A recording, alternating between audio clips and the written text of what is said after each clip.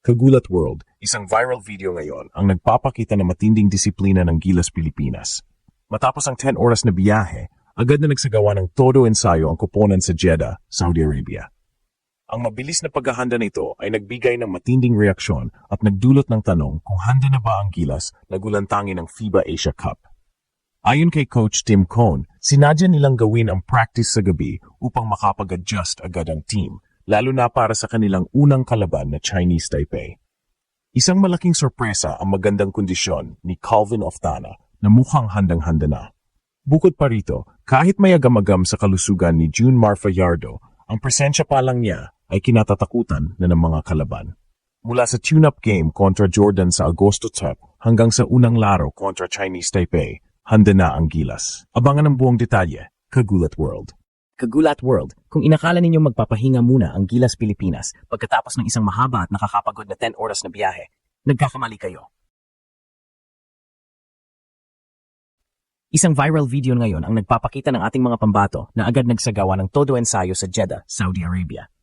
Ang mabilis na paglipat na ito mula sa paglalakbay patungo sa court ay nagpapakita ng matinding focus, disiplina at determinasyon ng Gilas sa kanilang kampanya para sa FIBA Asia Cup 2025.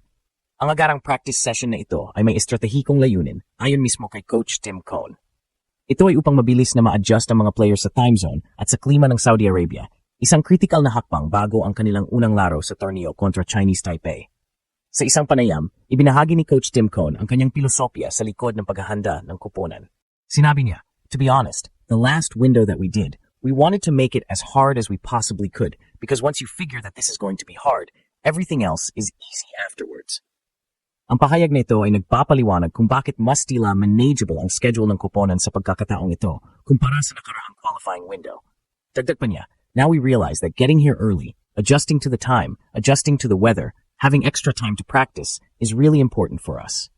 Ito ay nagpapatunay na ang kanilang pagdating sa Jeddah ay pinag-isipan at binalak ng mabuti na nagpapakita ng kanilang pagiging seryoso sa kompetisyon. Para masiguro ang mabilis na pag-adjust ng body clock ng mga players, sinadya ni Coach Cone na gawin ang unang practice ng gabi na malapit sa oras ng kanilang unang laro. "We don't want them being up late at night, so we're trying to get home and get some food and get back to bed because we're going to get them up at 8 o'clock in the morning tomorrow. So that hopefully will standardize our time here and get us adjusted quickly." Paliwanag ni Cone. Ang diskarte ng late practice sa unang araw at maagang ensayo sa ikalawang araw ay isang matalinong paraan upang agad na masanay ang katawan ng mga players sa bagong oras. Ang bawat hakbang ng Gilas, mula sa pagdating hanggang sa practice, ay nagpapakita ng isang koponan na handang-handa sa hamon na naghihintay sa kanila sa FIBA Asia Cup. Ang todo ensayo na ito ay hindi lang basta paghahanda, kundi isang maagang shock and awe campaign para sa mga kalaban. Kagulat World, habang nagpapatuloy ang seryosong paghahanda ng Gilas, may mga nakakagulat updates tungkol sa ating mga players na lumabas mula sa practice video. Ang pinakamagandang balita ay ang kondisyon ni Calvin Oftana. Matapos ang mga usap-usapan tungkol sa kanyang injury mula sa PBA Finals, lubos na ikinatuwa ni Coach Tim Cone ang pagiging healthy at sprightly ni Oftana sa unang ensayo. "He looks really good. He looks sprightly. He's jumping well. He's moving well." Paglalarawan ni Cone. Ang pagiging 100% ni Oftana ay isang malaking bagay para sa Gilas dahil siya ang magsisilbing lights-out shooter na kailangang bantayan ng mga kalaban. Ang kanyang abilidad na magpasok ng tres ay makakatulong upang spread the floor for Justin and Jumar and others na magbibigay ng mas maraming espasyo sa loob ng pintura. Ang surprise update na ito ay check na magpapabago sa opensa ng Gilas. Ngunit sa kabila ng magandang balita kay Oftana, may counting agam-agam naman sa kondisyon ni Junmar Fajardo. Kinumpirma ni Coach Cone na hindi pa raw nakakapasok si Fajardo sa team practice. "Our concern right now really is Jumar, and he hasn't really been able to get into practice yet. We're not sure how much he's going to be able to contribute," pahayag ni Coach Cone. Isang nakakabahala na balita, lalo na't siya ang isa sa pinakamalaking asset natin sa ilalim ng ring. Gayunpaman, mabilis na idinagdag ni Cone na ang presensya ni Fajardo sa team ay sapat na para takutin ang mga kalaban. Just his presence here, him walking on the court, already instills fear in the other teams. So it's very important that he be here, dagdag pa ni Cone. Ito ay isang nakakagulat na pag-amin na kahit limitado ang kanyang pisikal na ambag, ang kanyang presence ay sapat na para gulantangin ang mga kalaban.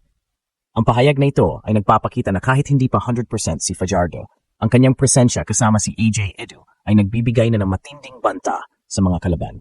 Ang dalawang ito na binansagang Gilas Twin Towers ang haharap sa mga dekalibreng big men ng ibang bansa, kabilang na ang twin bigs ng Jordan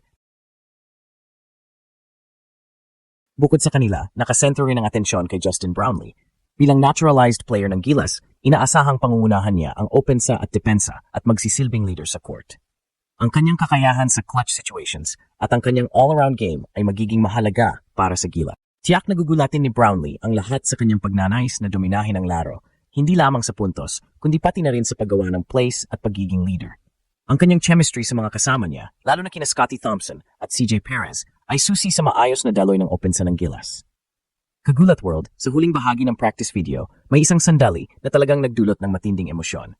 Matapos ang matinding ensayo, tinipon ni Coach Tim Cone ang kanyang mga players sa gitna ng court at nagbigay ng isang makapangyarihang mensahe. Every day, every moment we're here, let's remember why we're here, fellas. Remember why we're here, wika niya. Ang mga salitang ito ay hindi lamang isang simpleng paalala, kundi isang sigaw na nagpapaalala sa bawat manlalaro kung sino ang kanilang nirerepresenta, ang buong bansa. At pagkatapos ng kanyang mensahe, nag-chant ang kuponan ng Together, 1, 2, 3 na nagpapakita ng kakaisa at layunin. Ang sandaling ito ay nagpapatunay na ang Gilas ay hindi lamang isang team, kundi isang unit na may isang misyon, ang manalo para sa Pilipinas. Ang video na ito ay tiyak na gumulantang sa lahat ng basketball fans na nag-aabang sa Asia Cup.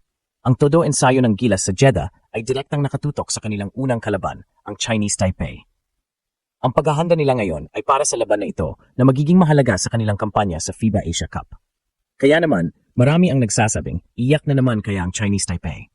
Sa gitna ng kanilang paghahanda, gaganapin ang kanilang huling pagsubok, ang tune-up game laban sa Jordan sa Agosto 2. Ito ang magiging acid test para sa kuponan bago ang seryosong kompetisyon.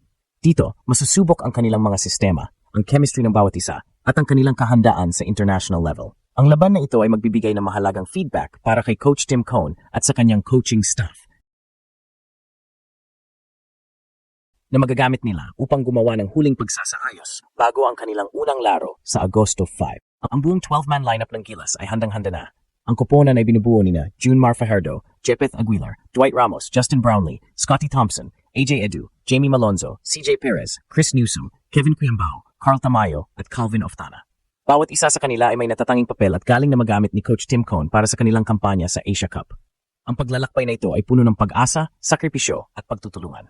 At sa pagdating ng Gilas sa Jeddah at sa kanilang agarang paghahanda, malinaw na ang kanilang layunin ay hindi lamang makasali, kundi ang magbigay ng karangalan at mag-uwi ng panalo. Ang buong bansa ay nag-aabang at nagdarasal para sa kanilang tagumpay. Samantala, Kagulat World, patuloy ang mga aksyon sa NBA Summer League kung saan nagpapakitang gilas ang mga bagong rookies at second-year players. Dito, ang mga undrafted players at mga naghahanap ng spot sa NBA rosters ay binibigay ang lahat para mapatunayan ang kanilang halaga at kakayahan sa mata ng mga coaches at scouts.